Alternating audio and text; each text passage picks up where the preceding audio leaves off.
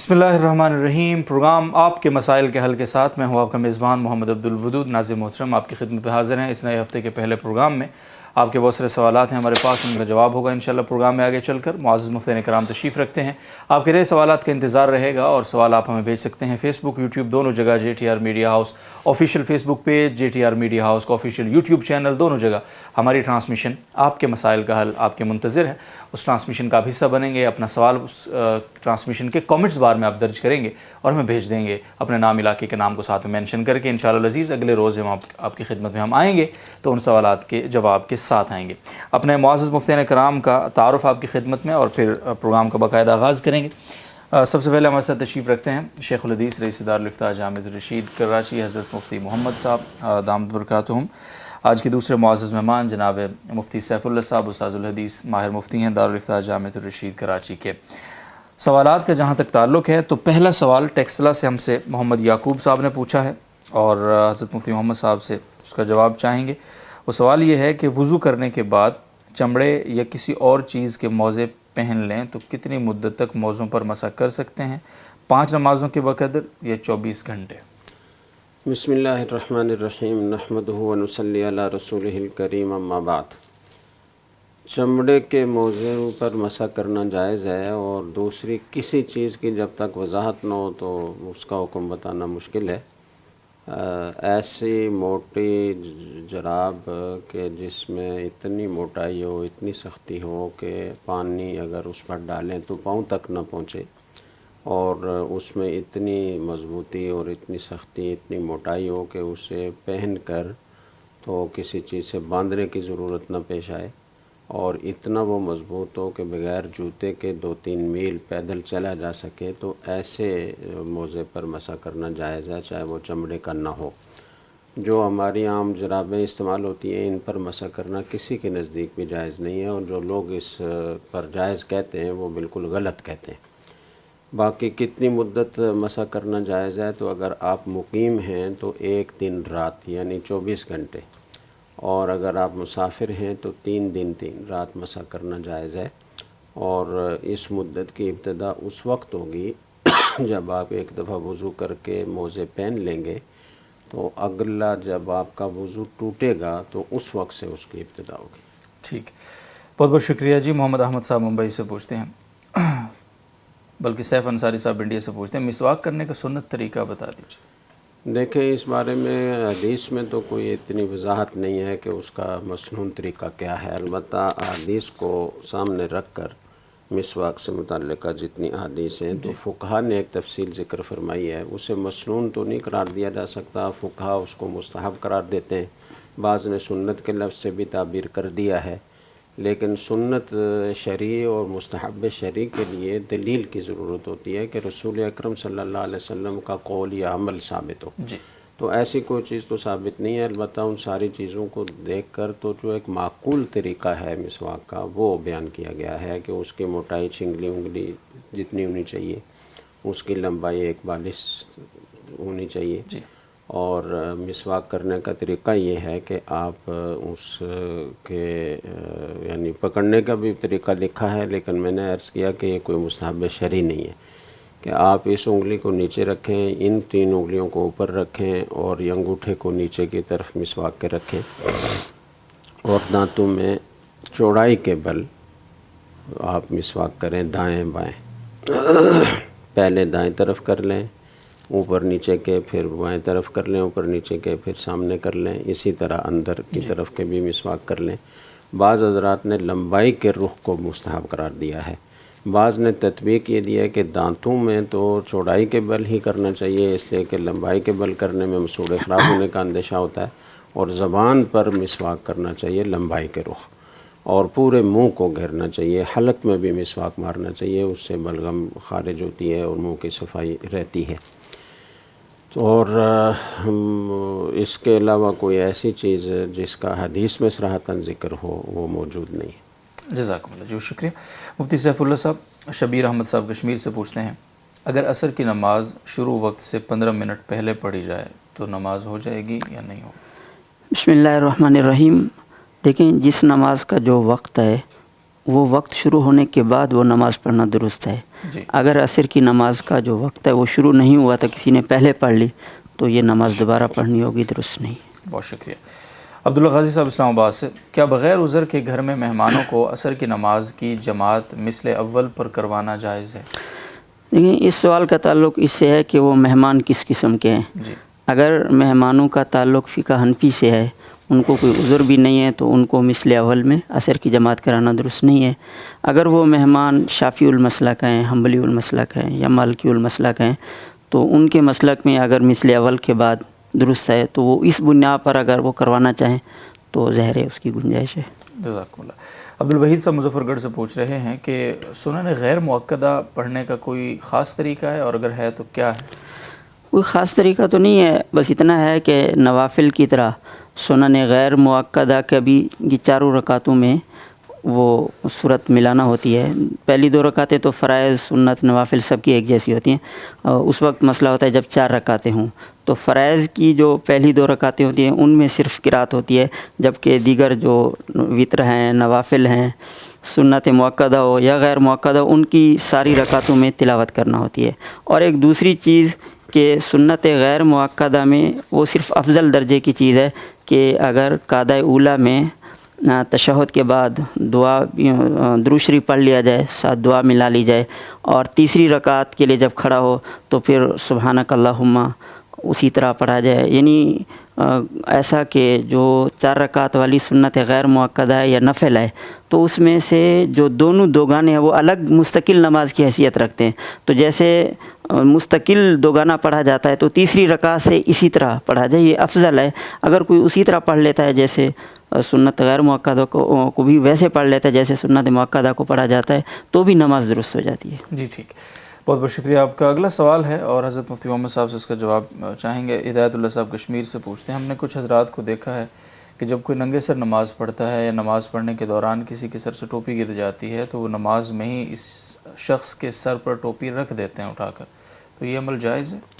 جائز ہے اگر کسی جھگڑے کا اندیشہ نہ ہو۔ بعض لوگوں کا مزاج اس طرح کا ہوتا ہے کہ وہ پھر جھگڑا بنا لیتے ہیں کہ آپ کو کیا ضرورت تھی، گر گئی تھی تو گر گئی تھی، آپ کو کسی نے کہا تھا میرے سر پر رکھیں۔ تو ایسا اگر ہو تو اجتناب کریں۔ ویسے عام طور پر اگر اپنے بے تکلف ساتھی ہیں اور ٹوپی گر گئی ہے تو اگر وہ ایسی ہے کہ خود اٹھا کر ایک ہاتھ سے سر پر رکھ سکتے ہیں تو خود ہی رکھ لینی چاہیے، اور دوسرا کوئی رکھتے تو کوئی بات نہیں ہے، اچھی بات ہے۔ شکریہ۔ مظہر صاحب کراچی سے، 2 سجدوں کے درمیان پڑھی جانے والی دعا کی کتنی اہمیت ہے جلسے کے دوران؟ جی، اس کی بہت اہمیت ہے، اور المیہ یہ ہے کہ یہ ایسی متروک ہو گئی ہے کہ عوام اور خواص عموماً کوئی بھی نہیں پڑھتا، الا ماشاء اللہ بعض ہم نے اپنے اکابر کو، اپنے اساتذہ کو دیکھا ہے اس کا اہتمام کرتے ہیں۔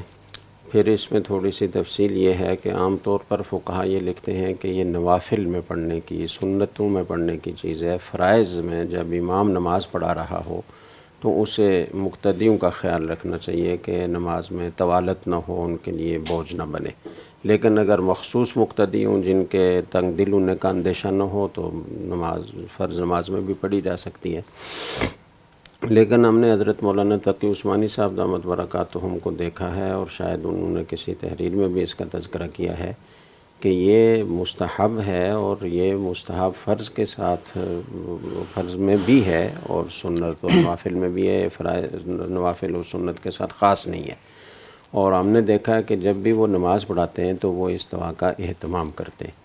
وہ دعا کیا ہے؟ 2 روایتیں ہیں ابو داؤد کی۔ ایک روایت میں ہے آپ جب 2 سجدوں کے درمیان بیٹھتے تھے تو اتنی دیر بیٹھتے تھے جتنا لمبا آپ نے سجدہ کیا ہوتا، اور اس دوران آپ کہتے تھے رب اغفر لی، رب اغفر لی۔ حدیث میں 2 ہی مرتبہ مذکور ہے، اور اس کی بڑی فضیلت وارد ہوئی ہے کہ اللہ تعالیٰ فرماتے ہیں کہ میرے بندے کو یقین ہے کہ کوئی رب ہے جو میرے گناہوں کو معاف کرنے والا ہے، تو فرشتوں کو گواہ بنا کر اللہ تعالیٰ مغفرت کا اعلان کر دیتے ہیں۔ جی۔ اور دوسری دعا ہے، وہ بھی ابو داؤد کی روایت میں ہے، اللہم اغفر لی وارحمنی وعافنی وارزقنی، اور بعض روایات میں اس کے ساتھ اضافہ بھی ہے وجبرنی وارفعنی۔ تو جو صحیح روایت ہے اس میں یہی کلمات ہیں، اللہم اغفر لی وارحمنی واہدنی وارزقنی وعافنی، یا عافنی بعض روایات میں مقدم ہے۔ تو اس 5 کلمات ہیں یہ، تو یہ دعا پڑھنے کی بہت اہمیت ہے. اس میں ہماری ضرورت کی ہر چیز آ جاتی ہے، اور یہ قبولیت دعا کا بہترین وقت ہوتا ہے. تو مغفرت کی دعا بھی اس میں آ گئی، ہدایت کی دعا بھی آ گئی، اللہ تعالیٰ کی رحمت طلب کرنے کی دعا بھی آ گئی، اور نفسیاتی، جسمانی، روحانی ہر قسم کی بیماریوں سے عافیت کی دعا بھی آ گئی، رزق کی دعا بھی آ گئی. تو یہ بہت جامع دعا ہے اور بہت اہمیت ہے اس کی، اس کا اہتمام کرنا چاہیے. بہت شکریہ آپ کا، جزاکم اللہ. اگلا سوال ہے بدر الزمان صاحب کا اورنگ آباد سے، کہ اگر 5 سے کم نمازیں قضا ہیں اور مسجد پہنچے تو جماعت کھڑی تھی، جو پہلے قضا نماز پڑھیں گے یا جماعت میں شامل ہو جائیں گے؟ اگر ایک نماز قضا ہے اور جمعہ کی جماعت کھڑی ہے تو وہی حکم ہوگا جو اس کا بتائیں گے یا الگ؟ دیکھیں 6 نمازوں سے کم نمازیں کسی کے ذمہ قضا ہوں تو وہ صاحب ترتیب کہلاتا ہے. اور صاحب ترتیب کا حکم یہ ہے کہ جب اسے نماز یاد ہو اپنی قضا تو وہ وقتی نماز نہیں پڑھ سکتا، وہ وقتی نماز سے پہلے وہ قضا نمازیں پڑھے گا اور پھر وقتی نماز ادا کرے گا. اس لیے چاہے ظہر کی نماز ہو، چاہے دوسری کوئی نماز ہو، چاہے جمعے کی نماز ہو، حکم یہی ہے کہ وہ پہلے وقتی نمازیں ادا کرے گا، اور پھر جماعت مل گئی تو اس میں شامل ہو جائے گا، نہیں تو دوسری کسی جماعت میں شریک ہونے کی کوشش کرے گا، نہیں تو اپنی انفرادی نماز پڑھے گا. اور جمعے کے دن خاص طور سے اس کو اہتمام کرنا چاہیے. اگر اس کے ذمہ کچھ 1 2 3 نمازیں ہیں تو وہ پہلے سے ان کی قضا کر کے رکھے تاکہ اس کا جمعہ ضائع نہ ہو. اور جمعے تک اس کو مؤخر کیے رکھنا اور پھر یہ پوچھنا کہ جی جمعہ کھڑا ہو گیا تو اب کیا کریں، تو پہلے اہتمام کرنا چاہیے تھا تاکہ جمعہ کی نماز ضائع نہ ہو. بہت شکریہ. مفتی سیف اللہ صاحب کشمیر سے سوال ہے، اگر کوئی شخص 4 رکعت سنن مؤکدہ یا غیر مؤکدہ میں قعدہ میں بیٹھنا بھول جاتا ہے، کیا کرے گا؟ آدمی جب قعدہ میں بیٹھنا بھول جائے اور کھڑا ہو گیا تو بعد میں آخر میں سجدہ سہو کر لے، تو سجدہ سہو کرنے سے اس کی تلافی ہو جائے گی، نماز درست ہو جائے گی. ٹھیک. محمد یعقوب صاحب ٹیکسلا سے، وطروں میں دعائے قنوت وطر میں دعائے قنوت پڑھنا بھول گیا تو کیا آخری قعدہ میں درود شریف کے بعد دعائے قنوت پڑھنے سے نماز درست ہو جائے گی؟ اور اگر سجدہ سہو نہیں کیا، اس نے دعائے قنوت بھی نہیں پڑھی، تو کیا ہوگا؟ وطر میں اگر دعائے قنوت بھول جائے، یعنی دعائے قنوت پڑھے بغیر آدمی رکوع میں چلا گیا تو اس کے بعد سجدہ سہو واجب ہوتا ہے. بھلے یہ رکوع سے کھڑے ہو کر بھی اسی رکعت میں کیوں نہ پڑھ لیں، یا جیسے یہ کہہ رہے ہیں کہ آخر میں دعا کے موقع پر اس کو پڑھیں، پھر بھی سجدہ سہو کرنا ہوگا، کیونکہ دعائے قنوت کو رکوع سے پہلے اپنی جگہ پر پڑھنا واجب تھا. تو ان کا چونکہ واجب چھوٹ چکا ہے، اس لیے اب پڑھنے سے اس کی تلافی نہیں ہوگی، سجدہ سہو سے تلافی ہوگی. ٹھیک ہے. اور اگر نہیں کیا سجدہ سہو؟ اگر سجدہ سہو نہیں کیا تو ان کو پر یعنی یہ نماز ان کے لیے واجب الاعادہ تھی. ٹھیک ہے. تو اب تو ہو گیا ہے. صحیح. محمد یعقوب صاحب ٹیکسلا سے پوچھ چکے ہیں. صفدر سیفی صاحب مانسہرہ سے، صبح کی نماز میں امام صاحب نے پہلی رکعت میں سورہ رحمان کی پہلی کچھ آیات تلاوت کی اور دوسری رکعت میں آخری آیات تلاوت کی، درمیان کا حصہ چھوٹ گیا، نماز درست ہوگی؟ جی نماز تو درست ہو گئی، لیکن سورت کو اس طرح 2 حصے کرنا کہ شروع والا حصہ پڑھ لیا جائے اور آخر والا پڑھ لیا جائے، بیچ کا چھوڑ دیا جائے، یہ خلاف اولیٰ ہے، نامناسب ہے. ان کو چاہیے تھا کہ آدھا شروع میں پڑھ لیتے، پہلی رکعت میں آدھی سورت پڑھ لیتے اور دوسری رکعت میں دوسرا آدھا پڑھ لیتے، یہ تو ٹھیک تھا. لیکن اس طرح کر لینا کہ کافی آیات بیچ میں چھوڑ دینا، یہ خلاف اولیٰ ناپسندیدہ ہے. اور کبھی اگر اس کی نوبت آئے بھی تو اس کا طریقہ یہ اختیار کرنا چاہیے کہ آخری حصے ہی میں سے اتنا حصہ متعین کرنا چاہیے کہ آدھا ایک رکعت میں پڑھ لیں اور آدھا دوسری رکعت میں پڑھ لیں. یعنی آخری جو سورت کی آخری آیات ہیں ان کو 2 رکعتوں میں تقسیم کر لیں. جی جزاکم اللہ. امان سیرت سے سوال ہے حضرت مفتی محمد صاحب کی خدمت میں کہ ہماری مسجد کے امام صاحب 35 سال سے اوپر کے ہیں، یعنی 35 سال سے زیادہ عمر ہے ان کی، لیکن ابھی تک شادی نہیں کی، جمعہ بھی پڑھاتے ہیں، کیا اس سے ان کی امامت پر کوئی فرق پڑے؟ کوئی فرق نہیں پڑتا. شادی سے امامت کا کوئی تعلق نہیں ہے، امامت کا تعلق فسق سے ہے. تو اگر کوئی شادی شدہ ہے لیکن پھر بھی طاق جھانک سے باز نہیں آتا تو وہ فاسق ہے، اس کے پیچھے نماز مکروہ ہے. اور اگر کوئی شادی شدہ نہیں ہے لیکن اللہ نے اسے تقویٰ عطا فرمایا ہے اور اس میں فسق نہیں ہے تو اس کی نماز بلا کراہت جائز ہے، امامت جائز ہے. تو آپ امام صاحب کو شادی کرا دیں نا. اور 35 سال کے ہو گئے تو کیوں نہیں کر رہے؟ کوئی دین نہیں ہوگا یا وسائل نہیں ہوں گے. آپ کے امام ہیں تو آپ نے کبھی پوچھا ان سے امام صاحب کیوں آپ نے شادی نہیں کی اب تک؟ آپ کو کوئی مسئلہ ہے، وسائل درکار ہیں، ہم آپ کے ساتھ کیا تعاون کر سکتے ہیں، امام سے پوچھنا چاہیے تھا نا. ٹھیک، بہت شکریہ. راجان شاہ صاحب کراچی سے، کیا عورتوں کے لیے مسجد میں جماعت کے وقت گھر میں نماز پڑھنے کا اجر زیادہ ہے؟ نہیں، ایسا نہیں ہے، اس میں دو قول ہیں. ایک قول تو یہ ہے کہ خواتین کے لیے اول وقت میں نماز پڑھنا افضل ہے، چونکہ ان کو تو جماعت میں شریک نہیں ہونا ہوتا، تو نماز کا وقت ہو جائے تو فوراً نماز پڑھیں. دوسرا قول یہ ہے کہ فجر کی نماز تو بہرحال اول وقت میں اندھیرے میں پڑھنا افضل ہے، یعنی وقت ہونے کے بعد، اور بقیہ نمازوں میں وہ مسجد کی جماعت کا انتظار کریں، جب جماعت ہو جائے تو پھر وہ نماز پڑھیں. جی. مفتی سیف اللہ صاحب کی خدمت میں سوال ہے. زویا تبسم صاحب استھر پارکر سندھ سے. عورت جو ہے حالت حیض یا حالت نفاس میں ہو تو اوراد و وظائف اور مسنون دعائیں یا آیت الکرسی وغیرہ پڑھ سکتی ہے؟ جی بالکل، اوراد و وظائف درود شریف پڑھا جا سکتا ہے، اور قرآن مجید کی ایسی آیت جس کو دعا کے طور پر یا وظیفے کے طور پر پڑھا جاتا ہے تو وہ بھی پڑھا جا سکتا ہے. البتہ قرآن مجید کو تلاوت کی نیت سے پڑھنا یہ جائز نہیں. جائز نہیں. شکریہ. رابعہ صاحبہ گجرانوالہ سے.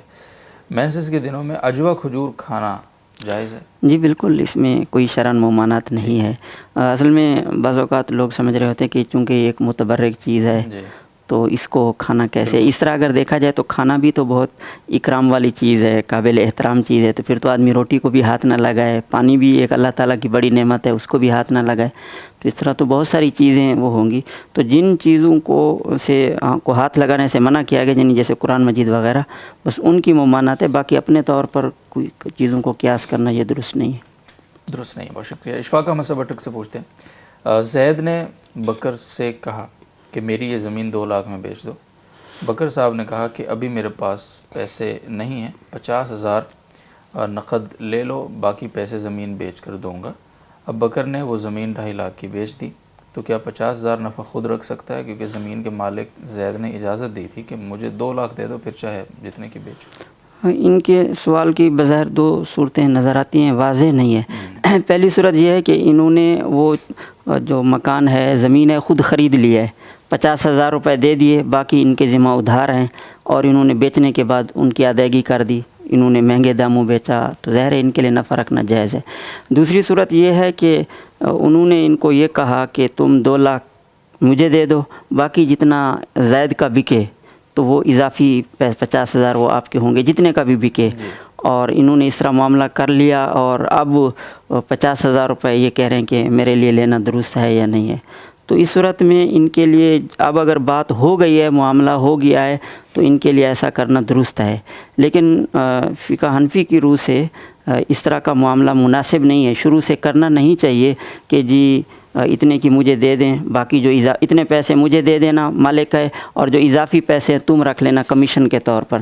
فقہ حنفی کا جو مفتہ بھی قول ہے اس کے مطابق نامناسب ہے، یہ صورت درست نہیں ہے. البتہ فقہ حنبلی وغیرہ ان کے نزدیک جائز ہے. تو چونکہ معاملات میں توسع ہوتا ہے، وسعت ہوتی ہے، کوئی معاملہ جب ہو جائے تو اس کو درست کرنے کی صورت نکالی جا سکتی ہے. تو ان کا چونکہ معاملہ ہو چکا ہے تو ایسا کرنا ان کے لیے درست ہے. البتہ بہتر یہی ہے کہ آئندہ یہ ایسی صورت نہ کریں، ایسا معاملہ نہ کریں. اب اگر کوئی معاملہ ہو گیا ہے تو وہ درست ہو گیا. استاد جی مزید صورت بھی ہو سکتی ہے جی کہ اس نے یہ کہا کہ یہ 2 لاکھ کی میری زمین بکوا دو. جی تو اس نے کہا آپ ابھی 50,000 یہ لے لو، پھر میں کوشش کرتا ہوں.